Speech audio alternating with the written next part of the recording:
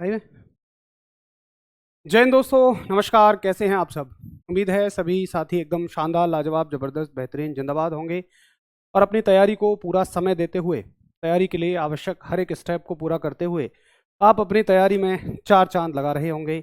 और वाकई जो सच में सिलेक्शन के लिए तैयारी होती है, निश्चित तौर पर आप उसे कर रहे होंगे। क्योंकि एक ऐसा बच्चा भी जो शायद लाइब्रेरी के नाम पे घर से बस बहाने बना के जाता हो, घर से काम से बचने के लिए जाता हो, कहकर तो वो भी तैयारी के लिए जाता है। आशा करता हूँ आप ऐसे रास्ते पे नहीं होंगे और जिसे सच में तैयारी कहते हैं, आप उस तैयारी को कर रहे होंगे। बहुत बढ़िया। मैं एकदम बहुत अच्छा हूँ। आप सभी कैसे हैं, एक बार बताएंगे कैसे हैं आप सबके हालचाल। और शुरुआत करते हैं आज की क्लास की कल के क्वेश्चन से। तो ये रहा आप सभी के सामने एक क्वेश्चन कल की क्लास से, और क्वेश्चन है गति के नियमों से। मैं पूछता हूँ कि बताइए, क्रिया प्रतिक्रिया का नियम गति के किस नियम को कहा जाता है? क्रिया प्रतिक्रिया का नियम, क्रिया प्रतिक्रिया का नियम, यानी कि law of action reaction, law of action reaction, गति के किस नियम को कहा जाता है? लॉ ऑफ एक्शन रिएक्शन, बताइए। सभी को हर हर महादेव, सभी को नमस्कार, गुड मॉर्निंग, आदाब, सत श्री अकाल, जय Shri Ram, Radhe Radhe, good evening, sorry. मेल, विजय, निशा, बहुत बढ़िया, प्रशांत, सलोनी, राशु, खुशी। देखो, वैसे मेरी पूरी कोशिश होती है कि हमारी क्लास बिल्कुल 8 बजे शुरू हो जाए, लेकिन कभी अगर ये क्लास 2-4 मिनट लेट हो तो प्लीज़ इंतज़ार कर लेना। क्योंकि ना इस समय पे मैं अपने ऑफिस से आ रहा होता हूँ, गवर्नमेंट जॉब है मेरी, दिल्ली ऑफिस है। और दिल्ली से जहाँ हमारा स्टूडियो है ग्रेटर नोएडा में, तकरीबन यहाँ के बीच की दूरी 30 किलोमीटर है। वैसे तो कम ही है, लेकिन इस टाइम जाम बहुत सारा होता है, किस किस दिन जाम लग जाता है, बारिश हो गई है, तो इस वजह से कभी क्लास 5-10 मिनट बस उस जाम वगैरह की वजह से ही लेट होगी। तो आपको उसकी सूचना मिल जाएगी। अगर क्लास 8 बजे ही शेड्यूल है तो 8:05 तक हर हालत में शुरू हो जाएगी। अगर 8:05 के बाद होनी है तो उसका टाइम आपको 8:10 तक दिख जाएगा। और अगर ऐसा हुआ कभी किसी सिचुएशन में कि क्लास नहीं हुई तो उसकी भी सूचना मिल जाएगी। आप बिल्कुल भी परेशान ना हुआ करें, रिक्वेस्ट है कि बस थोड़ा सा इंतजार आप सभी कर लिया करें। तो बहुत बढ़िया, बेहतर, एकदम शानदार आप सभी का आंसर है, और ये है आपका गति का तीसरा नियम। तो आप सभी ने कहा कि क्रिया प्रतिक्रिया का नियम गति का थर्ड लॉ है। तो उम्मीद करूंगा कि आप सभी चीज़ों को अच्छे से याद कर पा रहे हैं। सभी सभी भाई बहनों का एकदम करेक्ट आंसर है। किसी ने भी ये नहीं कहा कि फर्स्ट या सेकंड होता है, सभी का थर्ड लॉ है। वेरी गुड, बहुत बढ़िया। चलिए आज के चैप्टर पे चलते हैं, जिसका नाम है कार्य, ऊर्जा एवं शक्ति। और इसमें हम सिर्फ 3 ही बातों के बारे में पढ़ेंगे, जिनमें सबसे पहली चीज है कार्य, फिर है ऊर्जा, और उसके बाद है शक्ति। और उसके बाद देखेंगे एसएससी जीडी में प्रीवियस ईयर क्वेश्चंस को। चलो जी, तो हेडिंग डालेंगे आप सभी भाई बहन कार्य, यानी कि वर्क, और समझेंगे कि क्या होता है कार्य। इसको दिखाते हैं हम डब्ल्यू से। देखिए, कार्य का मतलब होता है कि आपने किसी भी वस्तु पर बल लगाया। डेफिनेटली आप बल लगाओगे तो वो वस्तु अपनी जगह से हटेगी, या हो सकता है ना भी हटे। तो हम कहेंगे कि अगर हम किसी वस्तु पे बल लगा रहे हैं और बल की वजह से वो वस्तु अपनी जगह से हट गई है, तो ही मैं कहूंगा कि कार्य हुआ है। अगर मैं किसी चीज पे बल लगा रहा हूं, सुबह से शाम हो गई, जैसे दीवार है, दीवार पे बल लगा रहा हूं कमरे की, सुबह से शाम हो गई, पसीने आ गए, पूरा थक गया, वो अपनी जगह से नहीं हिली, तो भाई साहब मैं विज्ञान की भाषा में कहूंगा मैंने कोई भी काम नहीं किया, मैंने कोई भी वर्क नहीं किया। तो कार्य की बेसिक सी परिभाषा क्या है कि आपने मान लो इस वस्तु पर, इस बॉक्स पर, ये हमारे पास एक बॉक्स है, इसको मैंने धक्का दिया, ऐसे करके धक्का दिया, और धक्का देने की वजह से ये बॉक्स यहां से लेके यहां तक आ गया। यानी कि इसमें कुछ विस्थापन हुआ। विस्थापन कहां से कहां तक का हुआ? यहां से यहां तक का। देखो, पहले सिरे से पहले सिरे तक की दूरी ले लो, या इस सिरे से इस सिरे तक की बराबर रहेगी। ये लगाया हमने बल, ये लगाया हमने फोर्स, यानी कि बल, जिसको हम एफ से दिखाएंगे। और उसके प्रभाव से इस वस्तु में आया एक विस्थापन, डिस्प्लेसमेंट, डिस्प्लेसमेंट, और डिस्प्लेसमेंट को दिखाएंगे हम एस से। इन दोनों के गुणनफल को ही मैं कार्य कहूंगा। पहली बात तो मैं कहूंगा कि हाँ, यहां कार्य हुआ। अब अगर कोई भाई बहन मुझसे पूछे जी कितना हुआ, तो मैं कहूंगा तुमने जितना बल लगाया और जितना वस्तु विस्थापित हुई, जितना अपनी जगह से हटी, इन दोनों की गुणा कर दो। तो आपका क्या कहेंगे? कि कार्य बराबर होता है बल गुणा विस्थापन। बड़ी आसान सी परिभाषा है। वर्क बराबर फोर्स इनटू डिस्प्लेसमेंट। ठीक है जी। अब फॉर्मूला क्या बन जाएगा? अगर आप फॉर्मूला बनाना चाहते हैं तो देखो, कार्य को किससे दिखाएंगे आप? W से, फोर्स को F से और डिस्प्लेसमेंट को S से। तो ये आपका एक सूत्र बन गया। अब एक डेफिनेशन का दीवाना भैया बहन कहते हैं कि भैया जी डेफिनेशन बताओ। देखो डेफिनेशन, जो डेफिनेशन फॉर्मूले से बन सकती है वो मैं हमेशा फॉर्मूले से बनवाता हूं। आप डेफिनेशन मत रटना इसकी, आप सिर्फ इतना याद रखना। भाई डेफिनेशन क्या है? बल तथा विस्थापन के गुणनफल को कार्य कहते हैं। कहानी खत्म। एक सेकंड का समय दो, मैं जगह बना देता हूं थोड़ी सी, ताकि हमारे पास थोड़ी सी ज्यादा जगह बन जाए। तो आप कहेंगे कि बल तथा विस्थापन के गुणनफल को, बल तथा विस्थापन के गुणनफल को कार्य कहते हैं। बल तथा विस्थापन के गुणनफल को कार्य कहते हैं। यानी कि वर्क इज द प्रोडक्ट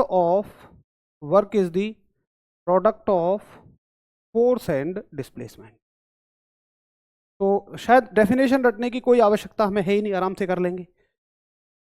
बहुत बढ़िया Shashi, I love you too भाई, बहुत सारा प्यार, बहुत ही सारा प्यार। अब एक भाई ने मुझसे कहा जी इसका मात्रक बताओ। मैंने कहा लिखो मात्रक। देखो कार्य का मात्रक क्या होता है, तो हमने वादा किया था हम सभी मात्रकों को उसके फॉर्मूले से बनाएंगे। तो एक मात्रक तो बनेगा इस फॉर्मूले से, भाई बल का मात्रक गुणा विस्थापन का मात्रक, इसका मात्रक हो जाएगा। समझो फॉर्मूले से कैसे बनता है। बल का मात्रक गुणा विस्थापन का मात्रक ही कार्य का मात्रक हो जाएगा। तो कैसे लिखोगे? भाई बल का मात्रक क्या है? पीछे ही हमने पढ़ा था न्यूटन। और विस्थापन का मात्रक क्या है जी? मीटर। तो इसको बोला जाएगा न्यूटन मीटर। इंग्लिश वाले मेरे भाई बहन लिखेंगे न्यूटन मीटर। अब हो सकता है बड़ा गहरा दर्द पहुंचा हो, किस बात का? भैया हमने तो जूल पढ़ा था, हमने तो कार्य का मात्रक जूल पढ़ा था। देखिए जूल है एसआई मात्रक, ठीक है, एसआई मात्रक जूल है। एसआई सिर्फ एक मात्रक होता है, बाकी किसी भी राशि के एक से ज्यादा मात्रक हो सकते हैं, लेकिन हमें सिर्फ वो याद रखने हैं जो मैं आपको करवा रहा हूं, उससे बाहर पेपर में नहीं पूछेगा। जैसे मैंने बताया आपको एसआई मात्रक हो गया जूल, लेकिन सूत्र से भी एक मात्रक होता है। क्या ये सीजीएस मात्रक है? क्या ये एफपीएस मात्रक है? नहीं। क्या ये एमकेएस मात्रक है? नहीं। ये एक सिंपल मात्रक है न्यूटन मीटर। मैं इसलिए बता रहा हूं आपको क्योंकि सवाल ऐसे भी पूछा जाता है कि न्यूटन मीटर को क्या कहा जाता है। तो आप कहोगे भैया न्यूटन मीटर को जूल कहा जाता है। ऑप्शन में होंगे जूल, वॉट, और आपके ऑप्शन में होंगे मीटर पर सेकंड या मीटर। तो आपको ये चीज भी अच्छे से याद रखनी। ठीक है भैया जी। अब एक भाई कहते हैं फॉर्मूला हिंदी में पूछेगा या इंग्लिश में पूछेगा। भाई फॉर्मूला देखो, अगर ऐसे पूछेगा तो ये भी चीज देगा, ये भी चीज देगा। अगर ऐसे पूछेगा तब तो फिर इंग्लिश में ही पूछेगा। भाई एफ को हिंदी में कैसे लिखेगा बताइए? एफ को हिंदी में कैसे लिखेगा? अगर आप ये उम्मीद कर रहे हैं कि इसको वो ऐसे पूछे, जैसे हिंदी में ऐसे पूछे कि W बराबर F इंटू एस, तो भाई ऐसे तो शायद आप गलत उम्मीद कर रहे हैं। ऐसे नहीं पूछेगा वो, या तो इस तरीके से पूछेगा, इस तरीके से पूछेगा तो दोनों चीजें देगा, इस तरीके से पूछेगा तो एक ही चीज देगा, W बराबर F डॉट एस। बाकी ऐसे तो कभी भी नहीं पूछ सकता। हिंदी इसकी कैसे बनाओगे? ABCD तो ऐसे ही लिखी जाएंगे ना। चलो, पढ़ने में मज़ा आ रहा है रोशन, बहुत बढ़िया। और देखो कुशनंदन कुमार, उन्होंने तो सारे ही मात्रक लिख दिए हैं। ठीक है, बहुत अच्छी बात है, आपको सारे मात्रक याद हैं, वेरी गुड। MKS मात्रक क्या होता है गुड़िया? शायद आपने बीच में से क्लास ली है, शुरू की क्लास आप देखो, तब आपको ये कहानी अच्छे से समझ में आएगी, क्योंकि वहाँ मैंने पूरे 1 घंटे में समझाई है। यहाँ 1 या 2 मिनट में समझा पाना बिल्कुल भी संभव है नहीं। विस्थापन की जगह पर चाल भी हो सकता है क्या सर? देखो भाई प्रवीर, मैं आपसे एक बात कहता हूँ हमेशा कि आपको जब चीज समझ में आ जाए, जैसे आपको अच्छे से समझ में आ गया, आपका कोई डाउट नहीं है तो कृपया करके फिर जबरदस्ती डाउट मत बनाओ कि यार ऐसे कैसे हो सकता है, मैं फिजिक्स पढ़ रहा हूँ और फिर भी मुझे डाउट नहीं आ रहा। चलो एक डाउट बना लेता हूँ, मास्टर जी से यूं ही पूछ लूँ कि यहाँ विस्थापन की जगह चाल नहीं आ सकती है क्या। देखो मैं तो पूछता हूँ कि ये डाउट है ही नहीं। दरअसल दरअसल अगर मान लो आपको समझ में ना आता तो आपका ध्यान होता पूछने पे। ऐसा जब करते हैं हम, जब हमें सब समझ में आ गया, सब अच्छे से समझ में आ गया, तो हमें ऐसा लगने लगता ऐसे कैसे हो गया यार, ये तो मैंने समझने के संरक्षण के नियम का उल्लंघन कर दिया। जैसे ऊर्जा संरक्षण है वैसे ही समझने के संरक्षण है। अब भाई अगर मुझे सब समझ में आ गया तो फिर मैं डाउट जबरदस्ती बनाऊं? भैया ऐसे मत करो, देखो प्लीज हाथ जोड़ के रिक्वेस्ट है। क्योंकि ना आप ऐसे पूछोगे कि इसकी जगह वेग भी आ सकता है, तो फिर सोचो ये कार्य किस बात का है। अगर मान लो मैथ के अध्यापक आपको ये पढ़ा रहे हैं कि भैया जी 2 और 2 4 होते हैं, आप उनसे पूछो जी 2 और 2 5 भी तो हो सके। आप ये नहीं पूछ रहे कि हो नहीं सकते, आप सीधा सीधा पूछ रहे हो जी 2 और 2 5 भी तो हो सके। तो फिर ये कोई डाउट थोड़ी हुआ, ये तो फिर एक ऐसा जबरदस्ती बनाने वाला डाउट हुआ। ठीक है, तो कोशिश करिए कि जितना इस स्लाइड पे लिखा है, मैंने आपको प्रीवियस ईयर क्वेश्चन भी करवाए हैं, कई बार कहा है, जितना इस स्लाइड पे लिखा है उससे बाहर आपके पेपर में कुछ नहीं जाएगा। अगर ये समझ में आ गया है तो खुश हो जाइए, डाउट मत बनाइए। ठीक है, चलो हालांकि थोड़ा सा मजाक किया मैंने, माफी चाहूंगा, मेरी बातों को कभी गलत मत लिया करो। तो मेरा अंदाज है कि क्लास में कभी कोई बोर ना हो, इस वजह से ऐसी बातें कर लेता हूँ। बाकी मैं किसी को बाई हार्ट नहीं करना चाहता हूँ। अच्छा जी, एक भैया ने कहा कि जी मात्रक बताओ, मुझे बताओ सीजीएस मात्रक। अब देखिए सीजीएस मात्रक हम हर राशि का नहीं पढ़ते हैं, कुछ कुछ राशियों का पढ़ते हैं, कुछ कुछ का, और जिनका केवल पूछा जाएगा, मेरा वादा है उन्हीं का पूछा जाएगा। तो सीजीएस मात्रक जो होता है इसका, वो होता है अर्ग। और याद रखना कि हमेशा एसआई मात्रक में और सीजीएस मात्रक में एक संबंध होता है। आपसे पूछेगा 1 न्यूटन में कितने, 1 जूल में कितने अर्ग, तो आप कहोगे जी 1 जूल में, भैया जी 1 जूल में 10 की घात 7 अर्ग होते हैं। 1 जूल में 10 की घात 7 अर्ग होते हैं। ठीक है महेंद्र, बिल्कुल है, 1 जूल में 10 की घात 7 अर्ग होते हैं। अब देखो आपके स्तर पे विज्ञान समझने वाली है ही नहीं। आप मुझसे ये कहते हो, कभी कभी कोई 1-आधा% बच्चा कहता है, जैसे पता है मेरी कोशिश ये होती है कि 95% बच्चे संतुष्ट है ना, तो भी मैं संतुष्ट नहीं होता। मैं सोचता हूँ कि जो 1-आधा बच्चा बचा हुआ है, कोशिश करता हूँ वो संतुष्ट हो जाए। तो मैं बताता हूँ आपके स्तर पे ना, आप कहते हो जी समझ नहीं आया, सच में समझने को कुछ है ही नहीं। देखो आपको याद करना है कि कार्य क्या होता है, बल गुणा विस्थापन, इसमें कुछ नहीं समझना, याद करना है W बराबर F डॉट S। अब इसी बात को ऐसे हम आराम से लिख सकते हैं, ये मात्रक है, मात्रक यहाँ से आ जाएगा, भैया कार्य का मात्रक न्यूटन मीटर होता है जिसको हम जूल कहते हैं, जूल SI मात्रक है, सीजीएस मात्रक अर्ग है, और 1 जूल में 10 की घात 7 अर्ग होते हैं। बस इतनी सी बातें आपको इससे याद रखनी है। आपका 1 क्वेश्चन तैयार, 2 क्वेश्चन तैयार, 3 क्वेश्चन तैयार, 4 क्वेश्चन तैयार, 5वां तैयार, 6ठा तैयार, 7वां तैयार। अगर इन 7 क्वेश्चनों को आप कर दें तो आपका काम इस स्लाइड का फिनिश हो जाता है, कार्य का काम खत्म हो जाता है। बताएंगे एक बार जी, हमें समझ में आ गया। देखो एक भाई कह रहे हैं सर डिस्प्लेसमेंट का तो डी होगा, एस क्यों होता है। मतलब मैं सोचता हूँ कि आप ऐसा क्यों कह रहे हैं, क्या किसी ग्रंथ में ऐसा लिखा है बताओ, क्या मैंने कहीं कहा था। आप ये पूछो कि जी डिस्प्लेसमेंट का डी से शुरू होना चाहिए था, बट वो एस से क्यों होता है। आप कह रहे हो जी डी होना होता है, होता नहीं है, होता एस ही है। आप ये डाउट पूछ सकते हो जी डी क्यों नहीं होता। दरअसल डी हम डिस्टेंस को दे चुके हैं, तो डिस्प्लेसमेंट को हमें कुछ और देना होता है, एस दे दिया, वो छोड़ो। ठीक है, बस आप सीधा याद कर लेंगे। चलो भैया मुझे समझ में आ गया, यहां तक मुझे कोई भी दिक्कत नहीं है। अच्छा कार्य एक कैसी राशि है, इसको थोड़ा सा आगे मैं लिख देता हूं, तो आप इसी में आगे नोट कर लो कि कार्य एक अदिश राशि है, कार्य एक अदिश राशि है। ठीक है, कार्य एक अदिश राशि है, यानी कि work is a scalar quantity. अगर आप ये जानना चाहते हैं कि इससे सवाल कैसे बनेंगे, तो वो सवाल, तो देखो सवाल मैं आपको दिखाता हूं, पहले आप इसको नोट करो, आपको खुद पता लग जाएगा कि आपको समझ में आया है या नहीं। चलिए देविंदर बहुत सारा आभार भाई, शिवम को बढ़िया समझ में आ गया। देखो सवाल कैसे बनेंगे, मतलब वही बात है ना, बिल्कुल एज इट इज सवाल बनते हैं। लो पहला सवाल, बताओ निम्न में से,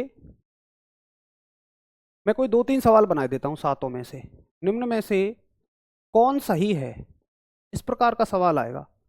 विच ऑफ द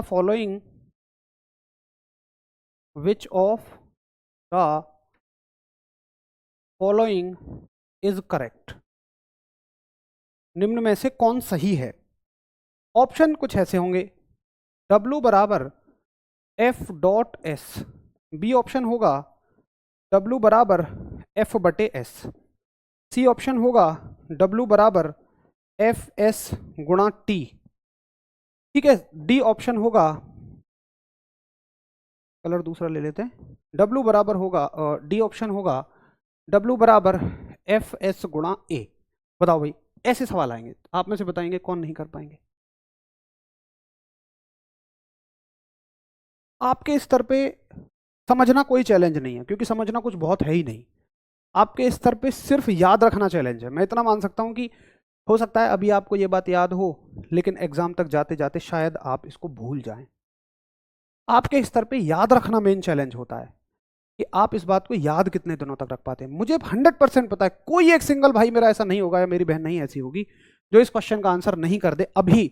लेकिन अगर इसी सवाल को मैं 10 दिन बाद पूछूंगा ना, तो जितने सही कर रहे हैं उसमें से कम 40% गलत कर देंगे।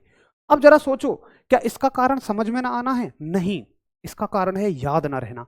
आपके स्तर पे सिर्फ स्ट्रगल याद करने का है। और भैया, आप अपनी दिन की एक्टिविटीज को देखो कि किस एक्टिविटी से आप याद कर रहे हो। क्या सिर्फ सामने फोन रख के क्लास ले लिया 8 घंटे, क्या उससे याद होगा? कभी भी नहीं। हमने सिर्फ प्रैक्टिस के क्वेश्चन कर लिए, जिनके आंसर आते थे दे दिए, जिनके नहीं आए टीचर ने एक्सप्लेन किया सुन लिया, क्या उससे याद होगा? कभी नहीं।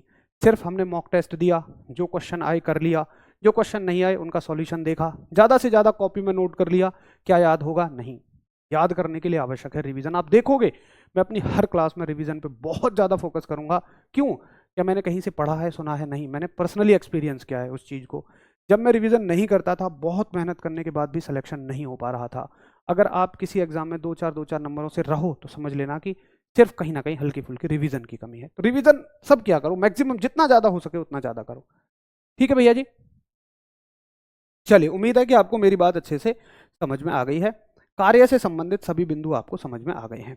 अगर हाँ, तो अब हम इस चैप्टर की दूसरी राशि पर चलते हैं, जिसका नाम है ऊर्जा यानी कि एनर्जी। अब कार्य के बारे में देखो, क्या कार्य टॉपिक इतना ही है? नहीं, कार्य टॉपिक बहुत बड़ा है, लेकिन आपके स्तर पे सिर्फ इतना ही है। भाई फिजिक्स केवल 10वीं 12वीं के स्तर पे थोड़ी है, बीएससी में भी है, पीएचडी में भी है, तो बहुत है फिजिक्स। तो कार्य बहुत सारा है, लेकिन आपके स्तर पे इतना ही है। उस चीज की चिंता कभी मत करना कि मैंने उस बुक को पढ़ा, उसमें ऐसा लिख रहा था, उसमें तो ये लिख रहा था, आपने नहीं पढ़ाया।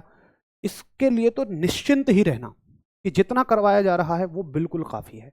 ठीक है भैया, चलिए जी। तो ऊर्जा के बारे में बात करते हैं। ऊर्जा क्या होती है पहले समझो। देखिए, मान लो मैं काम कर रहा हूं, काम करते करते एक समय के बाद मैं थक जाऊंगा। थकने के बाद मैं क्या खाऊंगा? खाना। वो खाना मेरे अंदर ऊर्जा के रूप में स्टोर होगा और फिर मैं काम कर सकता हूं। आपको बाइक चलानी है, बाइक कैसे चलेगी? बाइक चलेगी, उसमें आप पेट्रोल डालोगे, आग लगेगी, नीचे इंजन में आग लगती है और इंजन बाइक को धक्का देगा। इंजन एक बल लगाता है जिसके कारण बाइक विस्थापित होती है। तो हम कहते हैं कि पेट्रोल की ऊर्जा से बाइक चल गई। अब देखो, हम ये देख रहे हैं यहां पे कि कार्य करने के लिए ऊर्जा की आवश्यकता होती है। पहले इस बात को समझो। क्या इस बात से सब एग्री हैं कि अगर आप काम करना चाहो, किसी मशीन से काम कराना चाहो, तो भैया ऊर्जा देनी पड़ेगी। आप एक मोटर चलाना चाहते हैं, आपको इलेक्ट्रिकल एनर्जी देनी पड़ेगी। आप इस माइक को चलाना चाहते हैं, मैंने इसको शेल की एनर्जी दी हुई है। देखो मैंने यहाँ पे 2 शेल लगाए हुए हैं। तो किसी भी तरह का आप कार्य कर लो, आपको भैया ऊर्जा की तो आवश्यकता पड़ेगी ही पड़ेगी। और कार्य की परिभाषा क्या है? कार्य की परिभाषा क्या है कि बल लगाने से वो वस्तु विस्थापित हो जानी चाहिए। इसका मतलब अगर किसी वस्तु पर बल लग रहा है और वो विस्थापित हो रही है, तो निश्चित तौर पर मैं कहूंगा कि वहां कार्य हो रहा है। और कार्य क्यों हो पा रहा है? ऊर्जा के कारण। अब एक भैया मुझसे ये कह सकता है कि भैया अब आप बल लगाकर विस्थापन होने पर कार्य भी कह रहे हो, ऊर्जा भी कह रहे हो। तो मैं कहूंगा हाँ, दोनों बात ही एक है। दरअसल दोनों कुछ अलग है नहीं। मैंने खाना खाया, ऊर्जा मिल गई मुझे, यही ऊर्जा किस में बदल गई? कार्य में बदल गई। मैंने पेट्रोल डाला, पेट्रोल ने क्या बनाई, ऊर्जा बनाई, एनर्जी बनाई, और यही एनर्जी वर्क में कन्वर्ट हो गई। दरअसल कार्य और ऊर्जा कुछ है ही नहीं। अगर वो स्टोर है तो एनर्जी है, चल रहा है तो कार्य है, कुछ ऐसा समझ सकते हैं आप। तो कुछ भी दोनों अलग हैं ही नहीं। तो हम कहते हैं पहले ऊर्जा की मुख्य परिभाषा समझो। ऊर्जा की मुख्य परिभाषा क्या होती है कि अगर कोई वस्तु कार्य कर सकती है, भाई कार्य करने की क्षमता, इस शब्द पे बड़ा ध्यान देना, कार्य करने की क्षमता यानी कि एबिलिटी, सिर्फ शब्दों का खेल है। Ability to do work, ability to do work. आप कार्य कर पा रहे हैं, हाँ आपके अंदर ऊर्जा है। आप कार्य कर पा रहे हैं, नहीं आपके अंदर ऊर्जा नहीं है। सिर्फ इतनी सी बात है। कौन सी ऊर्जा? गतिज, स्थितिज। पहले ऊर्जा को समझो, गतिज स्थितिज बाज की बात है। सिर्फ कार्य आप कर पा रहे हैं तो आपके अंदर ऊर्जा है। ठीक है भैया, चलो जी बहुत बढ़िया। अब देखिए, आपसे पूछा जाएगा कि ऊर्जा का मात्रक, ऊर्जा का मात्रक, यूनिट ऑफ एनर्जी। अब एक भाई मुझसे कहेगा कि भैया कौन सी ऊर्जा, गतिज ऊर्जा का या स्थितिज का? देखिए ऊर्जा कोई भी हो, कम से कम 20 तरह की ऊर्जाएं हैं। हमारे सिलेबस में गतिज, स्थितिज है, काइनेटिक, पोटेंशियल है। बाकी आप देखो उसमें ऊर्जा है, विद्युत की ऊर्जा है, तापीय ऊर्जा है, सोलर की ऊर्जा है यानी सूर्य की ऊर्जा है, हवा से मिलने वाली ऊर्जा है, सूर्य से मिलने वाली ऊर्जा है, जियोथर्मल चट्टानों से मिलने वाली ऊर्जा है। बहुत सारे तरह की ऊर्जाएं हैं। सभी ऊर्जाओं का मात्रक कार्य के जैसा होता है। मैं ऊर्जा का मात्रक क्या लिख रहा हूं? कार्य के जैसा। मैं जूल नहीं लिख रहा हूं, क्योंकि यह सवाल पूछेगा ही नहीं। या पूछ भी ले ऊर्जा का मात्रक जूल, लेकिन अच्छा सवाल वो होगा जब पूछे कि कार्य का मात्रक किसके जैसा है, तो आप कहेंगे ऊर्जा के जैसा है, और वो क्या है? जूल। तो ऊर्जा का मात्रक मैं बिल्कुल वैसे लिख रहा हूं, कार्य के जैसा, यानी कि सेम एज वर्क। अब भैया वो क्या हो सकता है? देखो कितने मात्रक पढ़े हमने, आपको अभी अभी याद होगा। कार्य के हमने 3 मात्रक पढ़े हैं। कौन कौन से पढ़े हैं? एक सिंपल मात्रक फॉर्मूले से पढ़ा हमने, जिसको हम बोल रहे थे न्यूटन मीटर। लिखने की जरूरत नहीं है वैसे, फिर भी मैं लिख देता हूं। एक मात्रक पढ़ा हमने एसआई मात्रक जूल, और हमने CGS मात्रक पढ़ा अर्ग। तो किसी भी ऊर्जा के भी यही तीनों मात्रक होते हैं। तो बताएंगे जी ठीक है, मुझे बहुत आराम से समझ में आ गया सर, आपकी क्लास में बहुत अच्छे से समझ में आता है। बहुत बढ़िया भाई, बहुत सारा आभार भागीरथ, और आप सब बड़ी मेहनत करते हैं। बिना कार्य किए बॉडी से ऊर्जा निकल सकता है। देखो मैं हमेशा कहता हूँ कि आपकी उत्सुकता की मैं हमेशा कद्र करूंगा, क्योंकि विज्ञान में उत्सुकताएं होती हैं, लेकिन मैं माफ़ी भी चाहूँगा क्योंकि हमारे पास ना समय बहुत थोड़ा सा है। 20 क्लास में मुझे फिजिक्स खत्म करनी है, तो यहाँ पे उत्सुकताओं के जवाब मैं नहीं दूंगा। बस मैं आपसे ये कह सकता हूँ कि हमारे इस स्लाइड में पेपर से बाहर कुछ नहीं जाएगा। बाकी कभी उत्सुकताएं आपको जाननी हो तो आप मुझे किसी ऐसे प्लेटफॉर्म पे पूछ लेना जहाँ पे हमारा समय वेस्ट होने वाली बात ना हो। इंस्टाग्राम पे पूछ लो, कहीं आप मुझे यूट्यूब पे पूछ लो, कभी मैं आपको दिखूँ तो जरूर पूछना, आपका जो मन करे। लेकिन फिलहाल प्लीज आप थोड़ा सा स्लाइड से संबंधित चीजों पे फोकस करो। वो पेपर में कभी नहीं पूछा जाएगा कि ऊर्जा निकलती है या नहीं निकलती है ना। चलो बहुत बढ़िया भैया जी, मुझे आपकी बात समझ में आ गई कि ऊर्जा क्या होती है, कार्य करने की क्षमता, और ऊर्जा के मात्रक ये होते हैं। अब ऊर्जा एक कैसी राशि है? जैसा कार्य होता है, कार्य भी एक अदिश राशि है और ये भी एक अदिश ही राशि है, स्केलर ही क्वांटिटी है। देखो मजे की बात, इस चैप्टर का नाम देखो, कार्य, ऊर्जा एवं शक्ति। इसमें कितनी राशियां हैं? 3 राशियां हैं। ये तीनों की तीनों ही अदिश हैं। बस ऐसे भी याद रख सकते हो, आसान है। ठीक है जी, चलो उम्मीद है सबको समझ में आ गया होगा। अब एक भाई मेरा पूछता है कि भैया जी ये बताओ ऊर्जा के प्रकार कितने होते हैं। अब पेपर में आपसे कभी नहीं पूछेगा कि ऊर्जा के 4 प्रकार होते हैं या 6 प्रकार होते हैं, गिनती कभी नहीं पूछता। साइंस में प्रकार से गिनती कभी नहीं पूछी जाएगी। टाइप्स ऑफ एनर्जी, क्योंकि ऊर्जा बहुत सारे तरह की होती है। अब आपके स्तर पे केवल 2 हैं, तो आप क्यों 2 से ज्यादा पढ़ोगे? तो ये सवाल तो कभी भी नहीं आएगा। हमारे स्तर पे 2 ऊर्जाएं हैं, एक स्थितिज ऊर्जा है और एक गतिज ऊर्जा है। तो ऊर्जा के प्रकार में आप सबसे पहले डालो गतिज ऊर्जा। गतिज ऊर्जा यानी कि काइनेटिक एनर्जी।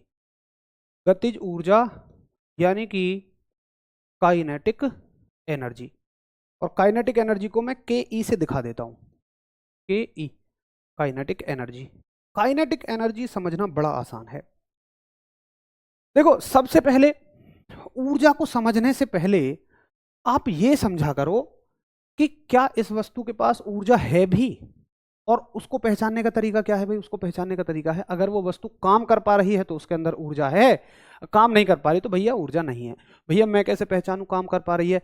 अरे भाई साहब, अगर बल लगने पे उसमें कुछ विस्थापन आ रहा है तो वो काम भी कर पा रही है।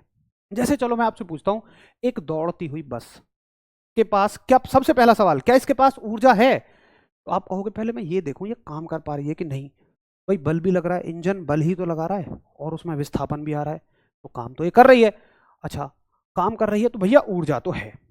अब मैं पूछूं आपसे कि ये रुकी हुई है या चल रही है? आप कहोगे जी चल रही है गति में, तो मैं कहूंगा वही गतिज ऊर्जा है सिर्फ। तो आप कहेंगे कि गति के कारण जो ऊर्जा होती है, या आप कहो गतिमान वस्तु में जो ऊर्जा होती है, दोनों में से कुछ भी कह दो, गति के कारण ऊर्जा गतिज ऊर्जा कहलाती है। बहुत आसान है गतिज ऊर्जा को समझना, गतिज ऊर्जा कहलाती है। ठीक है जी, यानी कि energy energy energy due to motion, energy due to motion is called as kinetic energy. Energy due to motion is called as kinetic energy. ठीक है, अच्छा ये बात समझ में आ गई। अब भैया इसका मात्रक क्या होता है? तो वो मैं पीछे ही बता चुका हूं, हर तरह की ऊर्जा का मात्रक यही होता है। न्यूटन मीटर कह दो, चाहे एसआई मात्रक पूछे तो जूल कह दो, सीजीएस मात्रक पूछे तो अर्ग कह दो। पेपर में तीनों एक साथ नहीं आएंगे, कोई सा एक होगा, अगर तीनों ही सही हैं तो कोई सा एक आएगा। और राशि कैसी है? अदिश। एक भैया ने मुझसे कहा जी सूत्र बता दो। मैंने उनसे कहा देखो, अगर आप ये मानो कि जैसे मानो ये एक बॉल है ना, और भैया ये बॉल आपकी v वेग से जा रही है, ये बॉल है जिसका द्रव्यमान m है। एक सेकंड का मुझे समय दो, इसी में जगह बना दूं बस, फिर आपको फॉर्मूला बड़े शानदार तरीके से समझ में आएगा। तो मैंने मान लिया कि ये हमारे पास एक बॉल है जिसका द्रव्यमान जो है, जिसका द्रव्यमान m है, द्रव्यमान जो किलोग्राम में होता है इसको हम m मान लें, और इसका जो वेग है, इसकी जो वेलोसिटी है वो है v। तो बताइए निम्न में से गतिज ऊर्जा का कौन सा सही सूत्र है? देखो क्वेश्चन बना देता हूं मैं इसमें से, लो करके दिखाओ। निम्न में निम्न में से कौन सा, एक बार दोबारा लिख देता हूं, थोड़ा ज्यादा छोटा हो गया ना, तो लिखोगे कि कौन गतिज ऊर्जा का सूत्र है, बस ऐसे, ऐसा सवाल आएगा, कौन गतिज ऊर्जा का सूत्र है। मैं आपको इसलिए सवाल करवाता हूं ताकि आप ऐसे ना सोचो अगर ऐसे पूछ लिया तो, वैसे पूछ लिया तो, इतना ही सवाल आपसे पूछा जाएगा कि which of the following is formula of kinetic energy. कौन सा इसमें से गतिज ऊर्जा का सूत्र है? तो ए ऑप्शन है आपका 1/2 mv का स्क्वायर। भाई बी ऑप्शन दे दिया उसने, W बराबर F गुणा S। ठीक है, सी ऑप्शन दे दिया, मान लो आपका V बराबर U प्लस AT, ऐसे। और डी ऑप्शन दे दिया इनमें से कोई नहीं, none of the above. NOTA का मतलब नन ऑफ द अबव, इनमें से कोई नहीं। अब मुझे बताओ कि आप में से कौन इस प्रश्न का उत्तर नहीं कर पाएंगे, बताइए। अरे भैया यार जी क्या करोगे इंस्टाग्राम आईडी जान के यार। ठीक है, मैं और थोड़े से बड़े अक्षर लिख दूंगा अगर आपको देखने में कोई समस्या है तो। बाकी थोड़ा सा ना कोशिश ये होती है कि एक ही स्लाइड पे संबंधित चीजें सारी आ जाएं, इसलिए हल्का सा कभी कभी फॉन्ट छोटा हो जाता है, बाकी मैं इस बात का ध्यान रखूंगा। चलिए, यश का एकदम शानदार आंसर, दिव्यांश, जयप्रकाश। तो मुझे पता है आप सब इसका आंसर कर दोगे, मैं फिर भी क्यों लिखता हूं, ताकि आपको ऐसा ना लगे यार पता नहीं इससे क्या पूछ लेगा, कहीं ऐसा तो ना पूछ ले कि 2 यहाँ पूछ ले, कहीं एम को यहाँ पूछ ले। अरे ऐसा कभी होगा ही नहीं, बिल्कुल साधारण सवाल आएगा आपके स्तर पे, वादा करता हूँ कि इसी स्लाइड से आ जाएगा जितना हम पढ़ रहे हैं। तो आपको पता है यार साइड में ही फॉर्मूला लिखा है, ये लो भैया हो गया 1/2 mv स्क्वायर। मैं सिर्फ ये दिखाना चाहता हूँ कि आपके स्तर पे ऐसा कुछ बहुत मुश्किल नहीं है कि जिसको समझने के लिए आपको रॉकेट साइंस लगानी पड़े। सिर्फ आपको तो याद रखना है, असल टारगेट आपका सिर्फ याद रखना है आपके स्तर पे। चलो भैया जी, मुझे बहुत अच्छे से समझ में आ गया ऊर्जा का प्रकार, गतिज ऊर्जा। ठीक है जी। अच्छा, उदाहरण, उदाहरण बहुत पूछे जाते हैं, उदाहरण, इसके एग्जाम्पल। तो देखिए एक बात का ख्याल रखना, कोई भी वस्तु गतिमान है तो उसके अंदर गतिज ऊर्जा है, पहला। अब उदाहरण में सारे नहीं करा सकता, क्योंकि सोचो जो भी वस्तु इस दुनिया में गतिमान है सबके पास गतिज ऊर्जा है, तो भैया कोई भी उदाहरण एग्जाम में उठा के पूछ सकता है। और गतिज ऊर्जा में ऐसा भी नहीं है कि एक ही उदाहरण को बहुत बार पूछा गया हो, कुछ भी वो नया पूछ लेता है। तुम अपनी तरफ से कुछ भी लिख सकते हो, जैसे चलती हुई बस में, उदाहरण क्या है, चलती हुई बस की ऊर्जा, चलती हुई बस की ऊर्जा, यानी कि energy, energy of a moving बस। मैं आपको वो लिखवा देता हूं कुछ जो मेरे अनुभव के आधार पे इंपॉर्टेंट है, बाकी तो आसान है इसको पहचानना। जो वस्तु चल रही है गतिज ऊर्जा है। पेड़ से, पेड़ से गिरता फल भी कह सकता है, नारियल भी कह सकता है, ये पूछा गया है। पेड़ से गिरता नारियल, यानी कि कोकोनट फॉलिंग फ्रॉम ट्री, पेड़ से गिरता नारियल हो जाएगा। तीसरा, अगर कोई तुमसे पूछे कि बताओ भाई, दौड़ता लड़का या लड़की कह लो, चलो, दौड़ती लड़की, यानी कि रनिंग गर्ल, रनिंग गर्ल या रनिंग बॉय, कुछ भी कह दो, ये सारे के सारे एग्जाम्पल गतिज ऊर्जा के हैं। चौथा, बहता पानी, बहता पानी, यानी कि आप कह दो भैया फ्लोइंग वाटर, फ्लोइंग वाटर, ये सब के सब किसके उदाहरण हैं, सब के सब गतिज ऊर्जा के हैं। देखो आप सबने बहुत बढ़िया जबरदस्त आंसर दिए। पवन चक्की हो गया, वेरी गुड। फॉर्मूला, हाँ देख लो एक बार फिर से फॉर्मूला देख लो, 1/2 द्रव्यमान, ये सब के बीच में ना गुणा होती है। अगर ऐसे लिखा जाए कोई चीज, साइंस में लिखने का तरीका ये है, इन सब के बीच में गुणा है, 1/2 गुणा द्रव्यमान गुणा उसके वेग का स्क्वायर। आप ऐसे याद रखो, 1/2 mv स्क्वायर, बस खत्म। चलो जी नोट कर लो एक बार। बहुत बढ़िया Rajnish, very good. Army technical में पढ़ा था आपने शायद, और आप कह रहे हैं उसी से काम चल जाएगा, बिल्कुल। गुब्बारे में हवा में छोड़ने से ऊपर क्यों जाता है? भाई गुब्बारे को मैंने कल ही बता दिया था, आपने अगर मेरी कल की क्लास में ध्यान से सुना होता तो आपको कारण मिल जाएगा। गुब्बारे में हवा भरी आपने, के अंदर हवा है, जैसे ही छोड़ा तो वो हवा एकदम नीचे निकलती है। अब यूं मानो जब हवा नीचे निकल रही है तो वो गुब्बारे पे ऊपर की तरफ बल लगाएगी, क्योंकि हवा पे नीचे की तरफ बल लग रहा है गुब्बारे के द्वारा, तो हवा गुब्बारे पर ऊपर बल लगाएगी, खत्म कहानी।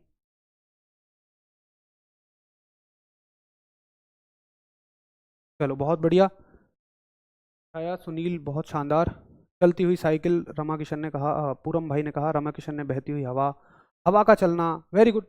प्रवीण जी मैं बता चुका हूँ, लगभग 20 क्लास 25 दिन में आप फिजिक्स को खत्म मान सकते हैं। 25 दिन का मतलब संडे वगैरह छुट्टी भी रहती है, तो 20 क्लास लगभग में हो जाएगी खत्म।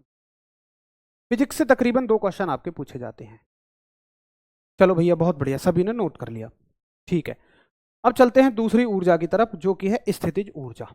आइए अब सीखें स्थितिज ऊर्जा को। और देखो गतिज ऊर्जा को सीखना बहुत आसान है, गति के कारण ऊर्जा गतिज ऊर्जा, लेकिन इसको समझने के लिए ना थोड़ा सा तो दिमाग लगाना पड़ेगा, और मुझे उम्मीद है आप लगाओगे, मतलब सीख जाओगे एक बार में यार, कोई बहुत बड़ी चीज नहीं है। चलो स्थितिज ऊर्जा को मैं पीई से कह देता हूं, पोटेंशियल एनर्जी, पीई, ठीक है जी। अब देखिए पेपर में कभी नहीं पूछा जाएगा कि स्थितिज ऊर्जा को किससे दिखाते हैं, कभी नहीं पूछा जाएगा। कुछ ही चीजों के लिए पूछा जाता है, वो मैं आपको बताता चलूंगा, जिनके लिए पेपर में सिंबल पूछे जाते हैं। अब देखो एक भाई या एक बहन ये रट लेते हैं, या किताबों में भी लिखा होता है, हैरानी की बात है, कि चलती हुई वस्तु में गतिज ऊर्जा और रुकी वस्तु में स्थितिज ऊर्जा। ऐसा आपने बहुत पढ़ा होगा, या ऐसा आपको अंदर से लगता है, कभी कभी बगैर पढ़े भी हमारा दिल आंसर करता है। हमने माना गतिज ऊर्जा चलती वस्तु में तो स्थितिज ऊर्जा रुकी वस्तु में। चलो जरा देख लेते हैं। मान लो एक वस्तु है रुकी हुई है, मान लो वो पत्थर है, अपनी जगह रुका हुआ है बिल्कुल। तो पहले ये चेक करो, पहला टारगेट क्या होता है हमारा, ये चेक करो क्या इसके अंदर ऊर्जा है भी, एनर्जी है भी, वो बात की बात है कि स्थितिज है गतिज है। अब तुमने क्या करा जी, वो पत्थर रुका हुआ है, तुमने उस पत्थर से पूछा भैया तुम पे कोई बल लग रहा है, पत्थर कहेगा आंख ना दिख ना रहा, कुछ भी ना लग रहा। तुम कहोगे तुम पे विस्थापन है, वो कहेगा भाई साहब एक जगह रुके हैं यार, सुबह से यहीं पड़े हुए हैं, हम तो कहीं हिले भी ना, हमें कहाँ विस्थापन है। तो जब ना उनमें बल है ना विस्थापन है, तो निश्चित है कि कोई कार्य नहीं हुआ वहां। और भैया जब कार्य नहीं है तो कोई ऊर्जा ही नहीं है। दरअसल जमीन पर जो पड़ा हुआ पत्थर है, उस पर कोई, उसके पास कोई ऊर्जा ही नहीं है। स्थितिज गतिज तो बाद की बात है, काइनेटिक पोटेंशियल तो बाद की बात है, कोई एनर्जी ही नहीं है।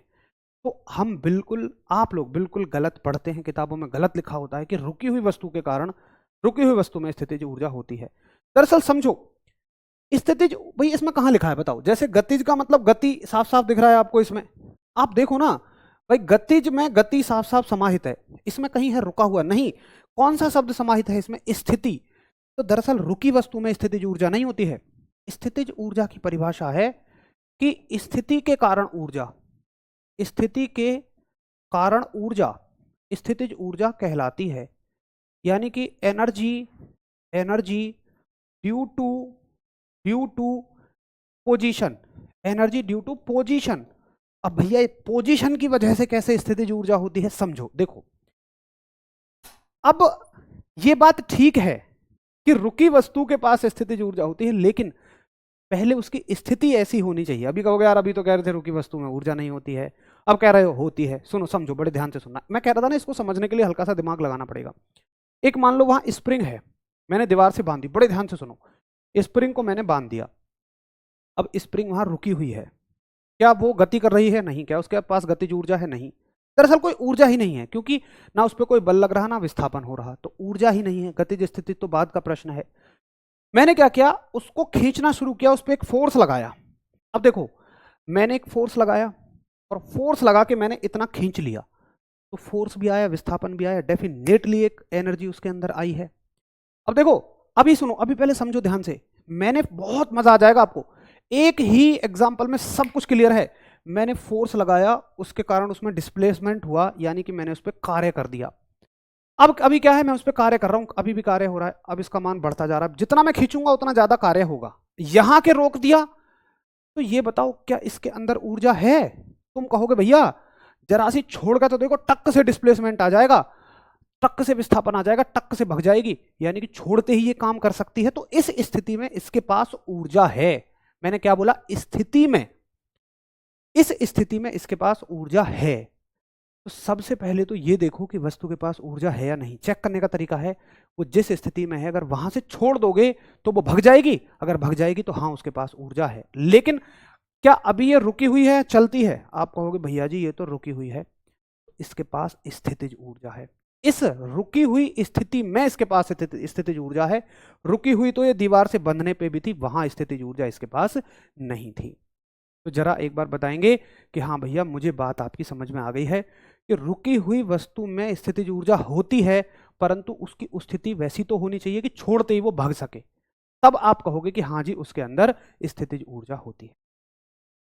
अब मैं आपसे पूछूं, एक धनुष और बाण जमीन पे पड़े हैं, क्या उनमें कोई ऊर्जा है? तुम कहोगे कोई ऊर्जा नहीं है। तुमने धनुष को, मैं कहूंगा वो तो रुके हुए हैं, तुम कहोगे रुके हुए हैं तो क्या हुआ, ऊर्जा नहीं है। मैंने कहा मैंने उस तीर को उस धनुष में ऐसे खींच लिया, रुका हुआ तो अभी भी है। मैं तुमसे पूछूं क्या ऊर्जा है? तुम कहोगे अगर छोड़ोगे तो भग जाएगा। मैं कहूंगा हाँ बिल्कुल भग जाएगा। तुम कहोगे ऊर्जा है, और रुकी हुई स्थिति में चूंकि ऊर्जा है, तो ये स्थितिज ऊर्जा है, तो ये पोटेंशियल एनर्जी है। अगर आप गुलेल को खींचो, गुलेल और पत्थर जमीन पर रखे हुए रुके हुए हैं, क्या कोई ऊर्जा है? भैया नहीं है। लेकिन मैंने गुलेल में पत्थर को बांधा और खींच दिया, रुका हुआ अभी भी है, लेकिन छोड़ोगे तो टक से भगेगा, ऊर्जा है। कौन सी? स्थितिज ऊर्जा। आई बात समझ में आपको? तो स्थिति के कारण ऊर्जा स्थितिज ऊर्जा कहते हैं। ये जरूरी नहीं है कि हर रुकी हुई वस्तु में ऊर्जा हो, वो तो निर्भर करेगा कि रुकने में उसकी स्थिति कैसी है। चलो बहुत बढ़िया, कुलदीप, मनीष, केशव, कोमल, सबको जबरदस्त समझ में आ रहा है। तो आप कहोगे भैया जी किसी वस्तु में उसकी स्थिति के कारण जो ऊर्जा होती है, energy due to its position, potential energy कहलाती है। एक भैया ने कहा जी उदाहरण, इसके एग्जाम्पल। तो मैंने कहा आप ले लो जो हमने सारी बातें करी हैं, जितने सारे एग्जाम्पल हमने लिए हैं उन्हीं को लिख लो, वो सारे इंपॉर्टेंट ही हैं। आप कहोगे खींची हुई स्प्रिंग, देखो खींची हुई कहना, बगैर खींची है तो कोई ऊर्जा नहीं है, यानी कि स्ट्रेच्ड स्प्रिंग। अब आप क्या रट लेते हो, आपसे पूछा जाए तीर कमान में कौन सी ऊर्जा होती है, इस क्लास से पहले आपसे पूछा जाए तीर कमान में कौन सी ऊर्जा होती है, तुम कहोगे स्थितिज। स्प्रिंग में कौन सी ऊर्जा होती है, स्थितिज। गुलेल में कौन सी ऊर्जा होती है, स्थितिज। अरे नहीं, ऐसे नहीं, आधा पढ़ रहे हो आप भैया। आप कहो खिंची हुई स्प्रिंग, खिंचा हुआ तीर कमान, खिंचा हुआ गुलेल, यही तो एग्जामिनर फंसाता है, उसको पता है आपने कहाँ आधा पढ़ा है। आधा ज्ञान तो हमेशा आपको खतरे में डालेगा।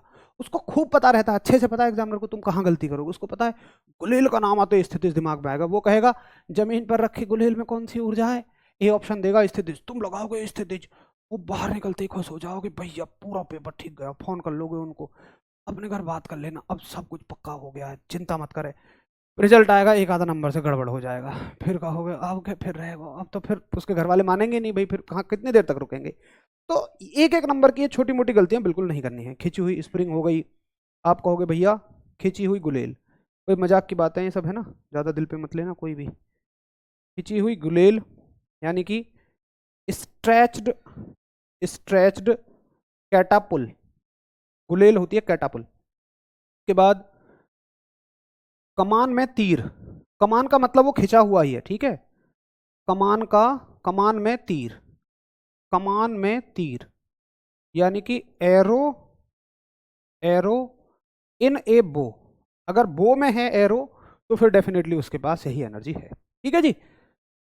चलो हमारी समझ में बहुत अच्छे से सारे एग्जाम्पल आ चुके हैं, बहुत ही बढ़िया। अब अगर मैं तुमसे पूछूं कि एक पत्थर है, वो जमीन पर पड़ा हुआ है, उसके पास कोई ऊर्जा नहीं थी, लेकिन मैंने उसको नीचे से पकड़ा और यहाँ लाके छोड़ दिया, सॉरी छोड़ा नहीं है, पकड़ रखा है, जमीन से कुछ ऊंचाई पर उठा हुआ पत्थर है। मैं तुमसे पूछूं इसके पास कौन सी ऊर्जा है, तुम कहोगे भैया क्यों बताओ, छोड़ दोगे तो क्या चला जाएगा, मैं कहूँगा बिल्कुल जाएगा। तुम कहोगे तो इसके पास ऊर्जा तो है और रुकी हुई स्थिति में है तो स्थितिज ऊर्जा है, यानी कि स्टेशनरी पोजीशन में है तो पोटेंशियल एनर्जी है। तो आप कहोगे कि जमीन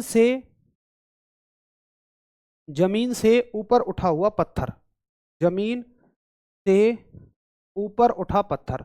अब शायद अक्षर आपको क्लियर दिख रहे होंगे, मैंने थोड़ा मोटा मोटा लिखा है, जमीन से ऊपर उठा पत्थर यानी कि stone, stone lifted from, stone lifted from अर्थ।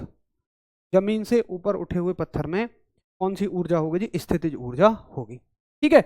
अब देखो जैसे निखिल यादव ने क्या गजब की बात कही है, ये है, ऐसे आता है मजा जब आप उस बात को खुद ही कह दो जिसे मैं आगे बताने वाला हूं, तो फिर ऐसा लगता है कि हाँ आपको पता है कि एग्जामिनर कहाँ से पूछ सकता है, और इनको पहले से नहीं पता होगा, यहीं से समझ में आया। अब देखो मैं आपसे पूछता हूं कि बांध में संचित पानी, भाई संचित का मतलब क्या होता है, इकट्ठा पानी, बांध में संचित पानी यानी कि stored water of dam, stored water of dam. भाई बांध में पानी इकट्ठा है, आपने देखा होगा बांधों में हम ऊंचाई तक पानी इकट्ठा कर लेते हैं, अब वो रुका हुआ ही तो है।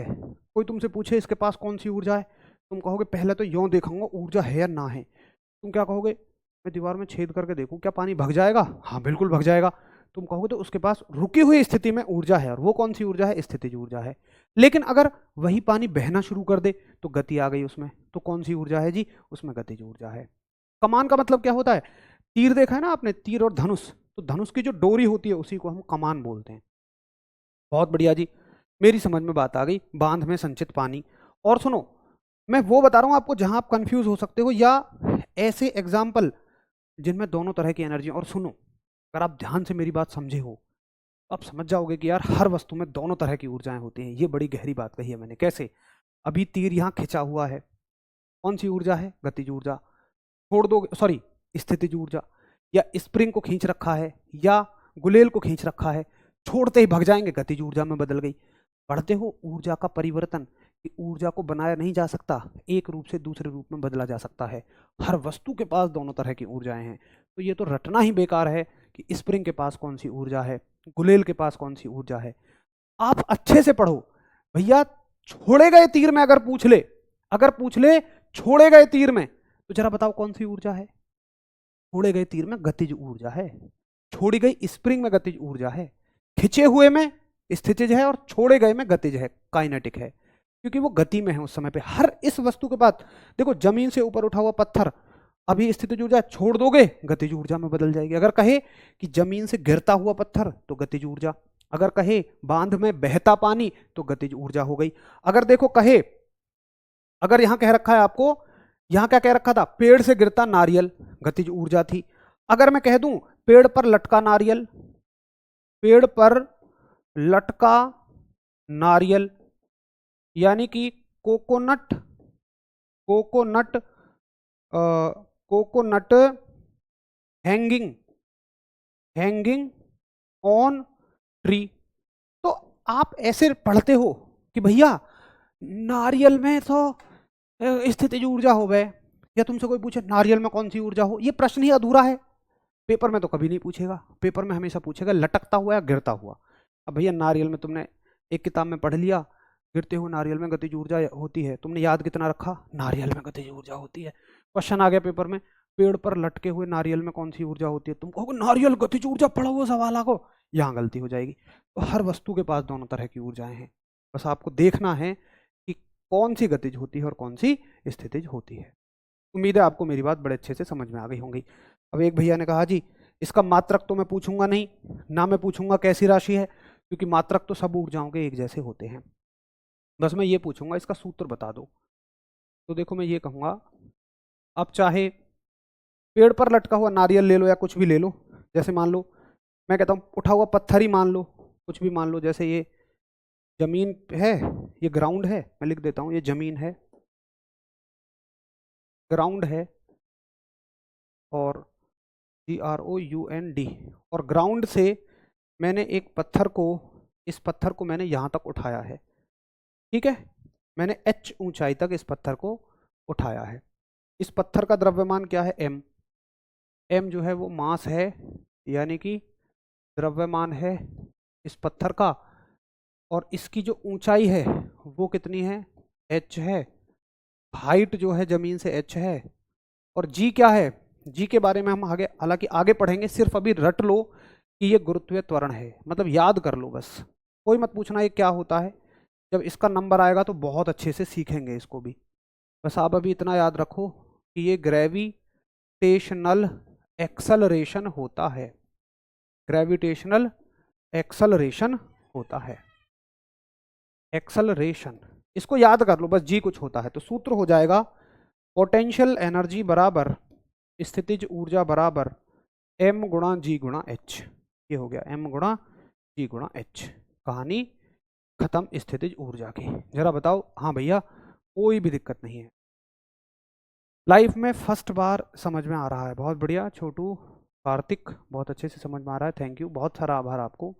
पिस्तौल की गोली, बहुत बढ़िया मुस्कान, वेरी गुड, आप सबको खुद आंसर समझ में आने लग गए। परी ने आंसर लिख दिया, हिमांशु शर्मा ने आंसर लिख दिया, बिल्कुल सुभाष हो सकता है, बिल्कुल मोहित सैनी, चाबी भरने पर खिलौने का चलना। देखो जब आपने उसमें चाबी भरी और खिलौने को रोक रखा है तो स्थितिज ऊर्जा है। आपसे पूछे कि चाबी भरने में स्प्रिंग में कौन सी ऊर्जा इकट्ठी होती है, तो वो होती है आपकी पोटेंशियल एनर्जी, स्थितिज ऊर्जा। और जब खिलौना चलना शुरू कर दे, चलते खिलौने में गतिज ऊर्जा, वही स्थितिज ऊर्जा गतिज ऊर्जा में बदल जाती है, बस सिंपल सी बात है। चलो भैया जी, देखो श्री कृष्णा कह रहे हैं जी डिप्रेशन में हूँ। देखो भाई मेरे एक बात बताता हूँ आपको कि मैंने विकास दिव्य कीर्ति सर की कुछ लाइन सुनी थी, बड़ी अच्छी मुझे लाइन लगी। क्या थी, उन्होंने कहा कि आप जिस स्थिति में हैं, आपको जिस वजह से भी डिप्रेशन आया है आ रहा है, आप उससे भी बदतर स्थिति में लोग हैं जिनको डिप्रेशन आने की बजाय वो आपसे भी ज़्यादा अच्छा कर रहे हैं। जरा सोचो इस बात पे, कभी गहराई से गौर करना। उन्होंने फिर अगली बात कही कि हमें डिप्रेशन सिर्फ तब आता है जब हमने अपने समय, पैसा और एनर्जी को ऐसी जगह पे लगा दिया जहां सच में नहीं लगाना चाहिए था।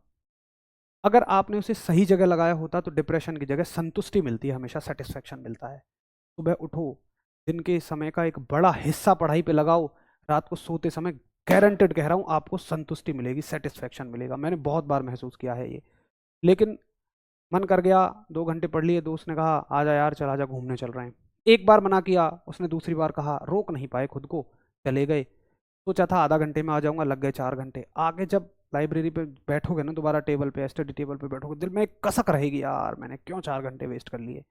तो थोड़ा सा भी पढ़ाई को लेके सीरियस है उसको तो हमेशा रहती है।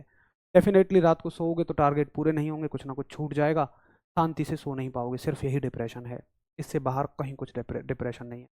ऊपर से मैं तो कहता हूँ कि अगर आप एक किसान परिवार के भाई बहन हो, और ज़्यादातर मुझे तो लगता है कि अगर आप मतलब हमसे जुड़े हुए जो भाई बहन हैं वो सब किसान परिवार के ही हैं, मध्यम परिवार के ही हैं, इतनी ऐसी आर्थिक स्थिति होती है, मैं क्यों बता पा रहा हूँ, मैं भी ऐसे परिवार से निकला हूँ, मैं हर वो चीज़ फील कर सकता हूँ जो आपके साथ हो रही है या हुई होगी या होगी आगे। मतलब मैं तो कहता हूँ उन चीज़ों को देख के डिप्रेशन, भाई डिप्रेशन का तो पैर भी नहीं फटक सकता। और जो मोटिवेशन मोटिवेशन तुम पूछते हो ना, जो तुम लाइनों में मोटिवेशन सुनना चाहते हो कि मैं 4 लाइन यहाँ सुना दूं आपको मोटिवेशन आ जाए, मुझे जरा बताओ कि 20 दिन पहले तुमने किसी अध्यापक की किसी क्लास में वो 4 लाइन सुनी हो जिनसे तुम्हें चंद क्षण के लिए मोटिवेशन आया हो, आपको याद भी हो। बताओ, याद है वो मोटिवेशन? नहीं है। उससे कुछ हासिल किया आपने? नहीं।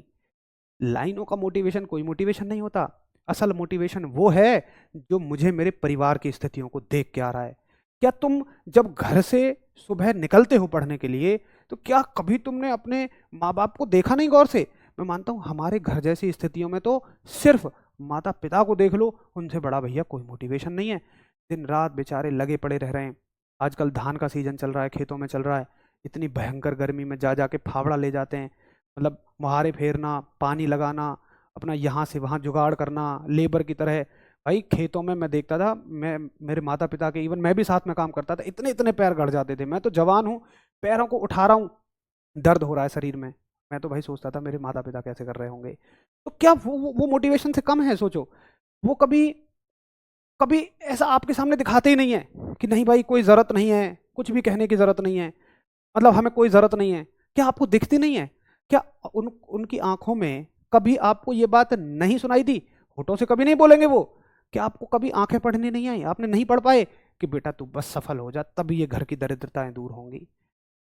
फसल आ रही है, पैसे नहीं है घर में, फसल उठवाने के लिए या तुम्हारी फीस के लिए, या छोटी बहन होगी बड़ा भाई होगा उसकी फीस के लिए पैसे उधार ले लिए किसी से कि भैया फसल आ जाएगी दे देंगे, बड़े जोश में कह दिया फसल बड़ी अच्छी हुई है। भैया किसानों की ज़िंदगी सबसे ज़्यादा रिस्क में रहती है। मैंने देखा है, फसल काट के आ जाए, रात को बारिश पड़ गई, हो गया सब बर्बाद, ये लो कहानी खत्म हो गई। अब भैया पैसे मांगने वाला तो अगले दिन अपना आ जाएगा। क्या तुमने कभी पीछे खड़े हुए अपने माँ बाप को किसी की 2-4 गलत बातें नहीं सुनते सहा? कर क्या सकते हो? वो तो कहेगा पैसे दो मेरे, तुम तो झूठ बोल के लाए थे, 1 नंबर के झूठे हुए हो, क्या नहीं सुना? यार मैं तो नहीं मानता भैया उससे बड़ा कोई मोटिवेशन होता है।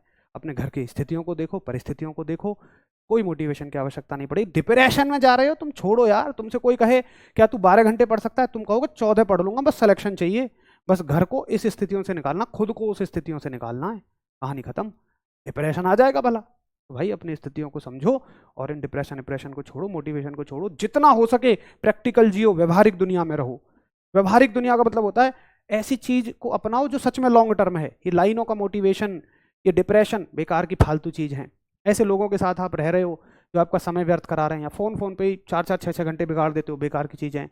उन कामों को करो जो आपकी जिंदगी को आगे तक संवारेंगी।